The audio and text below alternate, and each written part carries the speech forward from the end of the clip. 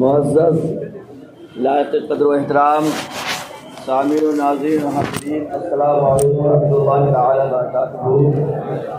الحمد للہ والصلاۃ والسلام علی رسول اللہ، اما بعد فاعوذ باللہ من الشیطان الرجیم، بسم اللہ الرحمن الرحیم۔ قال اللہ تبارک وتعالى والقرآن الحکیم، الا ان اولیاء اللہ لا خوف علیہم ولا هم يحزنون، صدق اللہ العلی العظیم وصدق رسولہ النبی الامین المجید۔ درود شریف پڑھیے، اللہم صل علی سیدنا مولانا محمد وسلم وعلی السلام علیکم رسول اللہ اللہ رب محمد صلی اللہ علیہ وسلم، نحن عباد محمد صلی اللہ علیہ وسلم، صلاۃ والسلام علیک رسول اللہ، یا رسول اللہ، یا حبیب اللہ صلی اللہ تعالی علیہ وسلم۔ واہ کیا مرتبہ غوث ہے بالا تیرا، واہ کیا مرتبہ غوث ہے بالا تیرا، اونچے اونچوں کے سروں سے، اونچے اونچوں کے سروں سے قدم آنا تیرا، اونچے اونچوں کے سروں سے، اونچے اونچوں کے، پوری دنیا میں اونچے سے اونچے تلاش کریے، قد کے حساب سے نہیں، مرتبے کے رتبے کے حساب سے، اور وہ بھی وہ رتبہ جو اللہ اور رسول کو پسند ہے۔ اونچے اونچوں کے سروں سے قدم آنا تیرا، اور مٹ گئے، مٹتے ہیں، مٹ جائیں گے آدھا تیرے، مٹ گئے، مٹتے ہیں، مٹ جائیں گے آدھا تیرے، نہ مٹا ہے نہ مٹے گا کبھی چرچا تیرا، نہ مٹا ہے نہ مٹے گا کبھی چرچا تیرا۔ تینوں کال اس میں آ گئے، بھوش کال، ورتمان کال، اور ایک کون سا ہوتا ہے بھوت کال۔ سارے آ گئے، پریزنٹ آ گیا، اس میں آپ کا پاسٹ آ گیا اور فیوچر آ گیا۔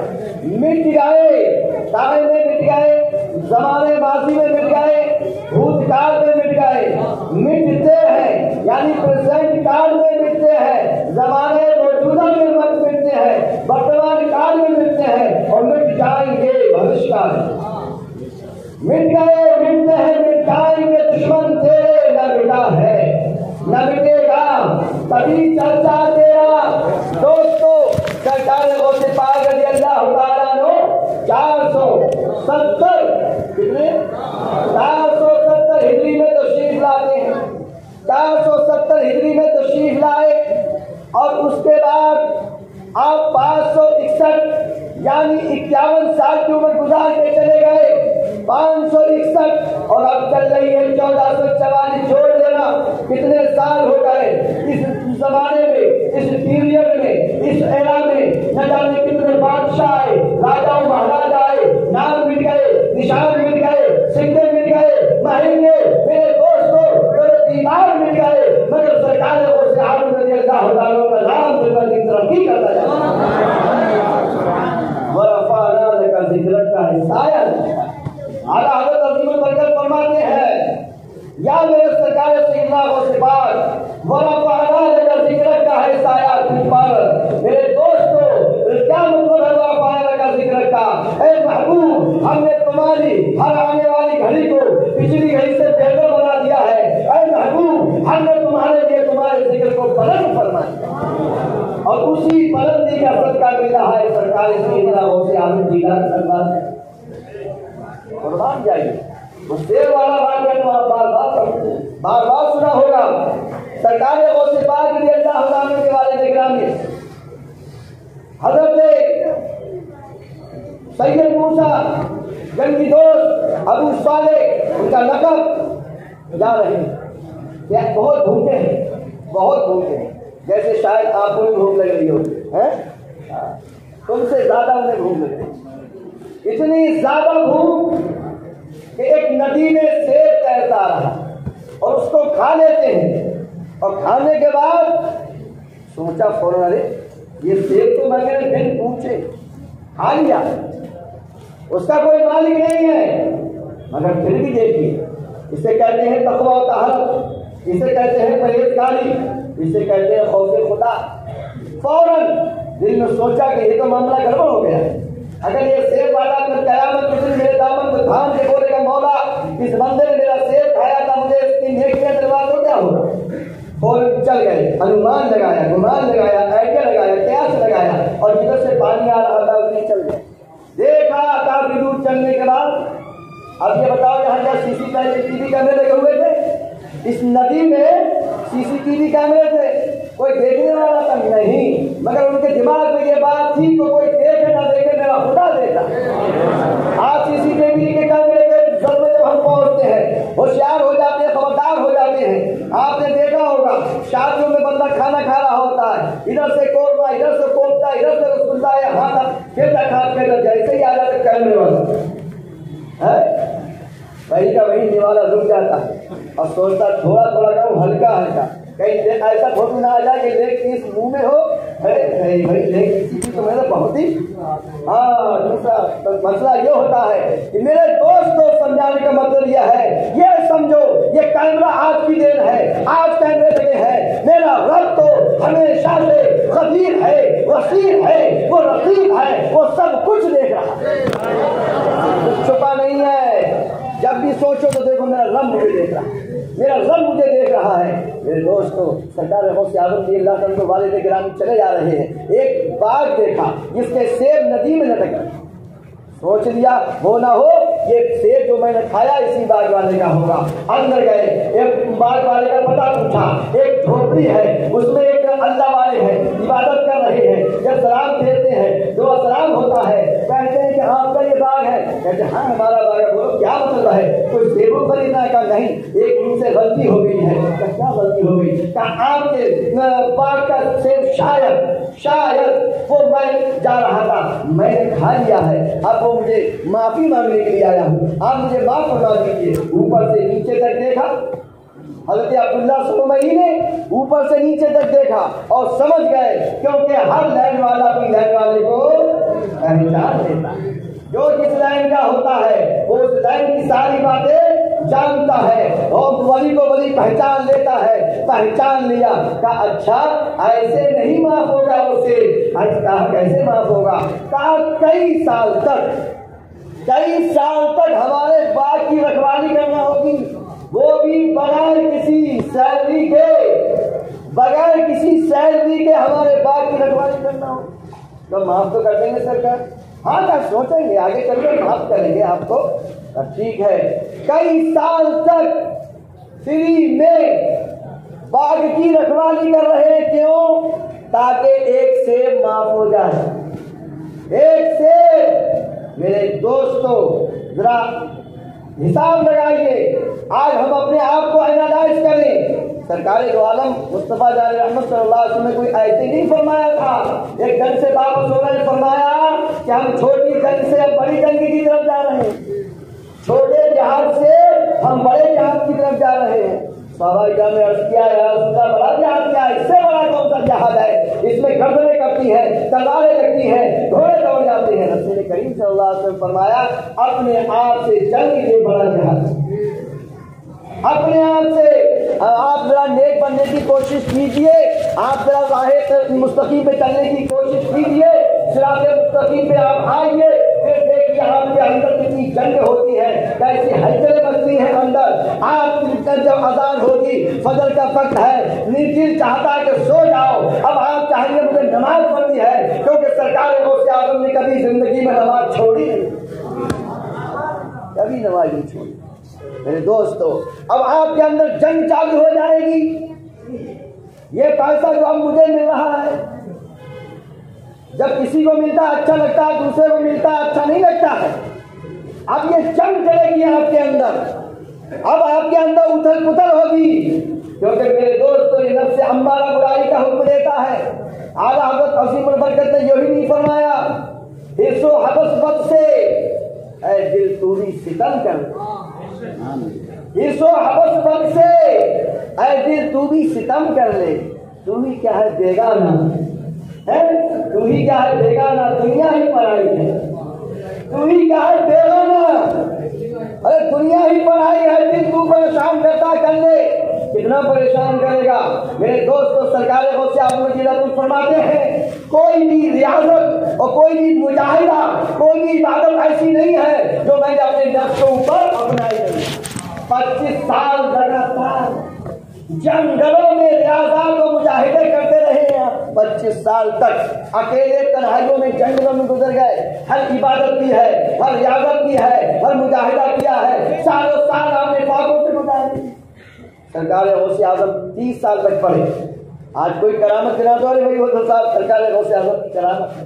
अरे उनकी मेहनत देखिए, उनका स्ट्रगल देखिए, उनकी लगन देखिए, उनकी जिद्दोजहद देखिए, वो माँ को छोड़ना देखिए। बरदाद आ रहे हैं, अकेली माँ घर से ले जा रही है, जो माँ का सहारा बन गए, अब पढ़ने के लिए आ रहे हैं। अरे ये क्या कम पढ़े लिखे थे कि माँ के पेट से ही पलना पाए हैं।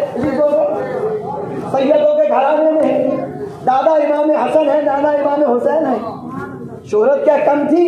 जैसा कि आज आप देखते हैं पीरों के बच्चों को देखिए, शुरू से ही उनके कदम पैर चूमना शुरू हो जाते, पढ़ना लिखना छोड़ देते हैं।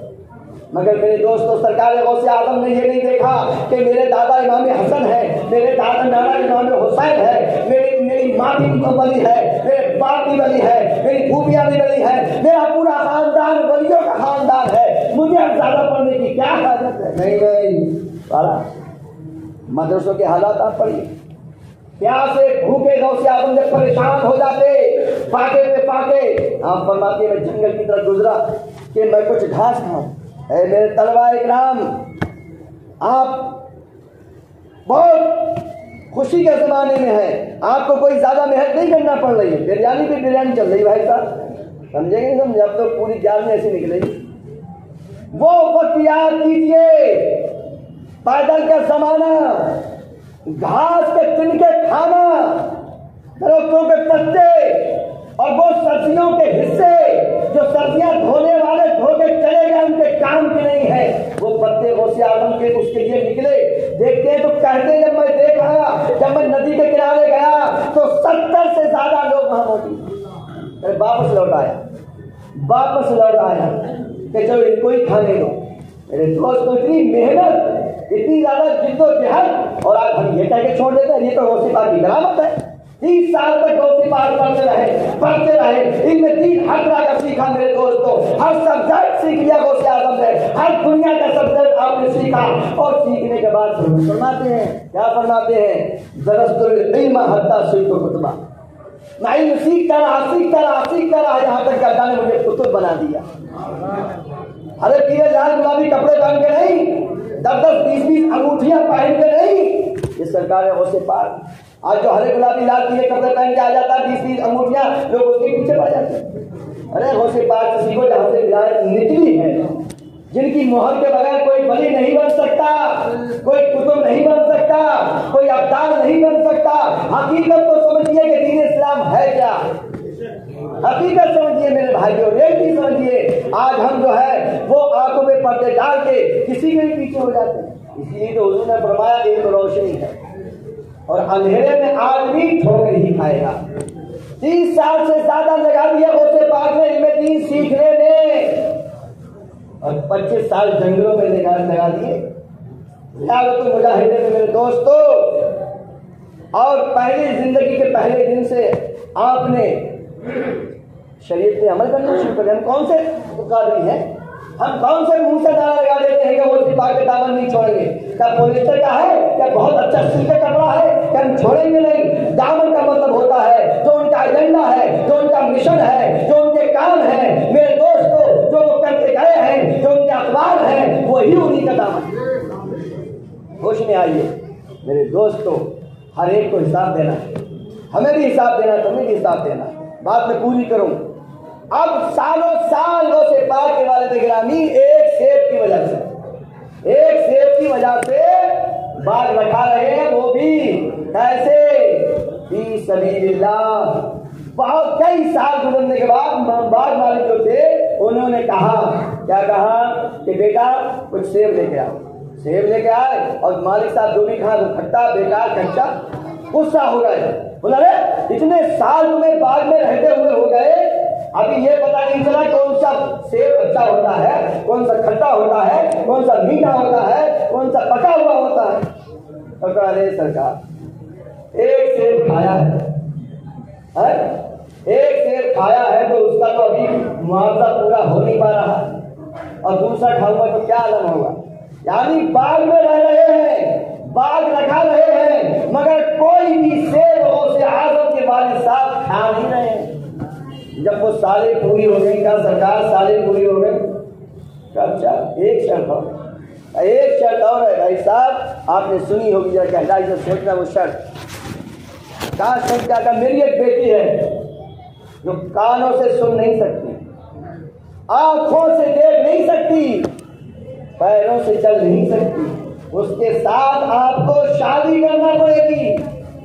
जब यहाँ तक सोचो, जिनकी शादी हो गई है वो सोचो कि अगर ऐसी मिल गई होती, और जिनकी नहीं हुई है वो सोचो अगर ऐसी से बात कोई करा दे, आदमी भाग जाएगा घर बार छोड़ के, समझे नहीं समझे, कहा जंगल में रहेंगे सन्यासी बन जाएंगे, समझे। मगर ऐसी लड़की की शादी क्या करेंगे, क्या फायदा होगा, जो नहीं चल सकती, नहीं बोल सकती, नहीं सुन सकती, नहीं देख सकती, क्या मतलब होगा उसके साथ शादी करने का। वो कैसे शरीक हयात बनेगी, कैसे वो लाइफ पार्टनर बनेगी मेरे दोस्तों। मगर काम माफ तो कर देंगे। आप देखिए खौफे खुदा का दर्जा देखिए, क्या माफ तो कर दें, कहाँ माफ कर दें, निकाह हो गया। अब मैं आपसे ये पूछना चाहता हूँ, आप लोगों ने भी वाकया पढ़ा होगा, मैंने भी पढ़ा है, सुना होगा, मैं आपसे ये एक सवाल करना चाहता हूँ। गौसे आजम के वालिद साहब का निकाह हो रहा है, बराती कोई बताएगा? गौसे आजम के घर से कितने बराती थे, उनके गौसे पाक के क्या कहते हैं वालिद के कितने दोस्त थे शादी में, कहीं कोई जिक्र नहीं है, किताबों में कोई जिक्र नहीं है, कितने बराती थे। गौसे आजम के वालिद साहब का निकाह हो गया, बरातियों का जिक्र मिलता ही नहीं। मुसलमानों इस्लाम को समझो, इस्लाम बरातियों का जिक्र मिलता ही नहीं है। अब जब शादी हो गई, कहा बेटा फला कमरा आपका है, आपकी दुल्हन वहां आपका इंतजार कर रही है, जाइए। सरकार गौसे आजम के वालिद साहब जब आते हैं तो हसीन और जमील अल्लाह की बंदी है, मुस्कुराती हैं, सलाम करती हैं। जैसे ही सलाम किया फौरन गौसे आजम के वालिद साहब फिर पलट के पीछे को भागे, लगता है मैं गलती से किसी और कमरे में एंट्री कर गया, क्योंकि मेरे ससुर साहब ने जो बताया था कि मेरी बेटी देख नहीं सकती, मेरी बेटी बोल नहीं सकती, मेरी बेटी चल नहीं सकती, ये तो अल्हम्दुलिल्लाह सही सलामत है। भागते भागते गए, हजरत का बेटा क्या हुआ, क्या लगता है मैं किसी और कमरे में चला, नहीं बेटा और कमरे में आप नहीं गए, मैंने जो बताया था मेरी बेटी देखती नहीं है, उसका मतलब ये था मेरी बेटी की ऐसी आंखें नहीं है जो कि किसी गैर मर्द को देखे। मेरी बेटी ने आज तक किसी गैर मर्द को नहीं देखा, और जो मैंने देखा था सुनती नहीं है, मेरी बेटी ने आज तक किसी की गीबत नहीं सुनी है। आप कुरान शरीफ में आयत सुनते हैं कि जो गीबत करता है वो अपने मरे हुए भाई को, भाई साहब जहां गीबत करना ये हराम, वहीं गीबत सुनना भी हराम है, ये भी सुन लीजिए। ये नहीं मैं तो गीबत करता ही नहीं, आपके सामने कोई गीबत कर रहा है तो या तो वहां से आप उठिए या उससे कहिए भाई साहब हाथ जोड़ने खोलने तक, आपके पास अगर कोई अच्छी बात है, आपके पास अगर कोई अच्छी बात है तो बताइए, ऐसी बात ना बताइए जो वो सुने तो उसे बुरी लगे। जहां गीबत करना हराम, उसका सुनना भी हराम, अच्छी तरह समझ लीजिए आप मेरे दोस्तों। जिसके माँ बाप का ये दर्जा हो, ये तकवा और तहारत हो, उनके यहाँ पर उनकी गोद में सरकार गौसे आजम जन्म लेते हैं, और सरकार गौसे आजम को उनकी वालिदा ने ऐसी तरबियत दी, वो उन्होंने सिखाया, वो उन्होंने पढ़ाया। आज तो हमारे बच्चे कुछ नहीं सीख रहे हैं, बच्चों की गलती नहीं है, ये माँ बाप की गलती है कि माँ बाप उनको सिखा नहीं रहे हैं। मैंने बार बार आपको कहा है, आप मेरे दोस्तों बच्चों के ताल्लुक से पढ़िए, चाहे साइकोलॉजी पढ़िए, मनोविज्ञान पढ़िए, आप मेरे दोस्तों आपको पता चल जाएगा। आजकल तो इसमें सेमिनार चल रहे हैं, सेमिनार चल रहे हैं। परसों मैंने एक सेमिनार अटेंड किया, उसमें यही था बच्चों की तरबियत कैसे की जाए। पता है उसका कोर्स 21,000 का कोर्स, 11,000 का कोर्स, ये सिखाने के लिए कि बच्चों को कैसी तरबियत की जाए। लोग सीख रहे हैं, और ये सब हमारे प्यारे आका सल्लल्लाहु अलैहि वसल्लम ने 1400 साल पहले ही सब सिखाया। سرکار غوث اعظم کی والدہ پڑھنے کے لیے بھیجتی ہیں، یہ نہیں کہتی میرا بیٹا، میرا لال، میرا پتر میں تجھے کیسے چھوڑ سکتی ہوں، نہیں بیٹا اب جاؤ، ہمارا تمہارا اب کے بعد کبھی ملاقات نہیں ہوگی، دیدار نہیں ہوگا، اب ہم دونوں قیامت میں ملیں گے۔ اس ماں سے پوچھئے کیسے بھیجا، سمجھا کے بھیجا گیا، جھوٹ مت بولو۔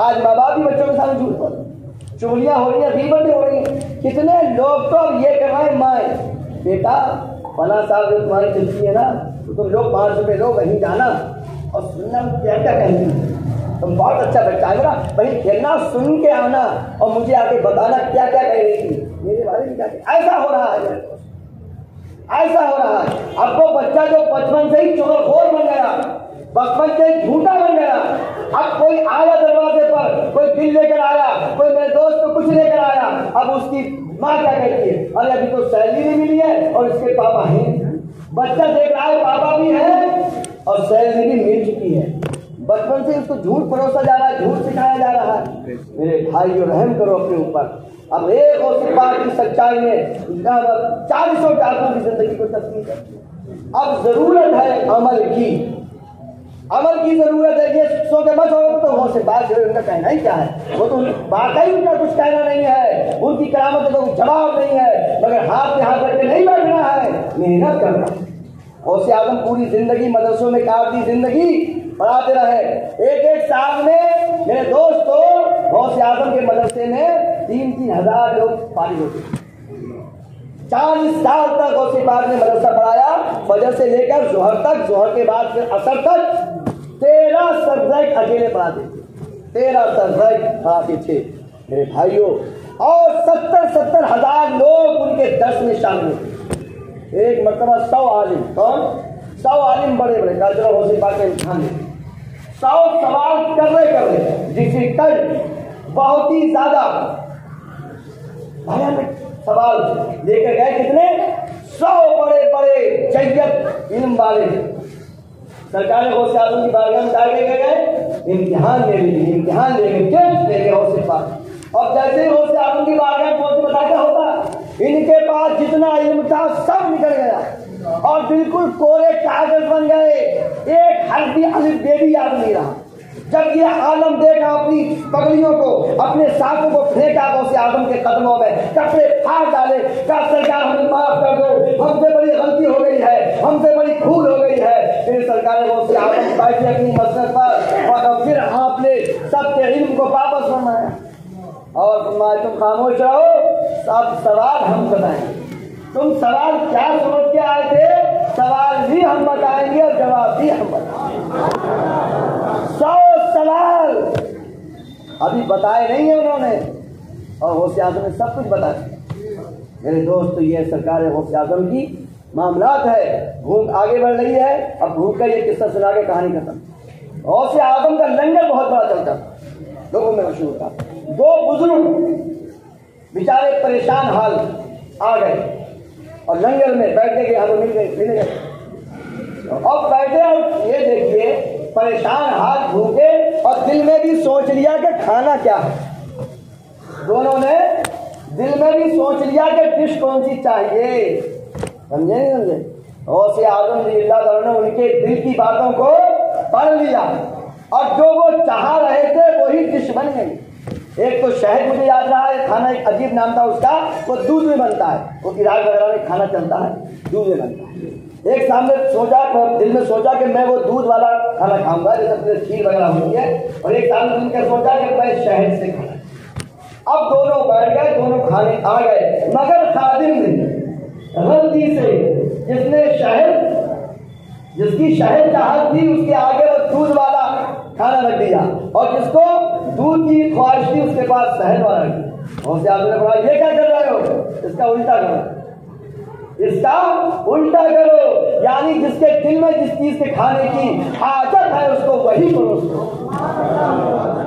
کھلاتے تھے بے حساب بانٹتے۔ ایک مرتبہ حج کو لوگ جا رہے تھے، بیچ میں دریا پڑ گیا، اب آندھی آیا کہ حضرت میرے پاس کرایہ ہی نہیں ہے، میرے پاس کشتی میں چلے کرایہ نہیں۔ سرکار غوث اعظم نے 30 اشرفیاں، کیا تھی 30 اشرفیاں، 30 سونے کے سکے، ایک دینار میں دوست بتائے اس وقت 20-25 ہزار کا رہتا ہے، 20-25 غوث اعظم نے اس کو ایک میں ہی کام چل جاتا مگر 30 دینار عطا فرمایا۔ تو یہ سب غوث اعظم کے محنت، غوث اعظم کا چرتر، غوث اعظم کے اخلاق، غوث اعظم کی تعلیم، اس پہ عمل مجھے بھی کرنے کی ضرورت ہے اور تمہیں بھی کرنے کی ضرورت ہے، تبھی یہ سچے ہم غوث پاک کے دیوانے کہلائیں گے۔ حضور غوث، اور جب ہم بن جائیں گے تو پھر غوث اعظم کی بشارت سنو۔ غوث اعظم فرماتے ہیں جو بھی میرا سچا مرید ہے، مرید کا مطلب جانثار میری باتوں پہ عمل کرنے والا، فرماتے ہیں وہ بغیر توبہ کرے دنیا سے جا ہی نہیں سکتا۔ مگر ہم مرید تو بھی بنے پہلے، غوث مرید کا مطلب ہوتا ہے بک جانا۔ اب یہ رسی پڑ گئی پیر کی، اب پیر جدھر لے جائے گا ادھر ہی مرید چلے جائے بغیر کسی آنا ٹانی سے، ہاتھ میں ہاتھ دینا، بک جانا، بایت مطلب بک جانا۔ تو میرے دوستو، اسی کے ساتھ آج کا یہ ختم قادریہ، ختم غوثیہ، مجلس غوثیہ سماپت ہوتی ہے، اور اللہ کی بارگاہ میں ہم سب دعا کرتے ہیں کہ رب کائنات ہمیں اور قیامت تک آنے والی ہماری نسلوں کو اسی طرح سے سرکار غوث اعظم کی اللہ تعالیٰ کی بے پناہ محبتیں، عقیدتیں عطا فرمائے۔ السلام علیکم و رحمۃ اللہ وبرکاتہ۔ لا الہ الا اللہ۔